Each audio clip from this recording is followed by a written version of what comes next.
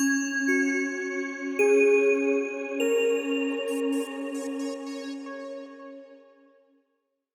Students, उम्मीद है आप खैरियत से होंगे। आज की वीडियो में फ़र्स्ट ईयर की केमिस्ट्री के इम्पोर्टेंट शॉर्ट क्वेश्चन और लॉन्ग क्वेश्चन आपके साथ शेयर किए जाएंगे। और ये वीडियो बनाने से पहले जो डाटा कलेक्ट किया वो हमारे इंतहाई सीनियर प्रोफेसर अली रज़ा साहब हैं, जिनकी मुआवनत से ये गेस्ट तैयार किए गए हैं।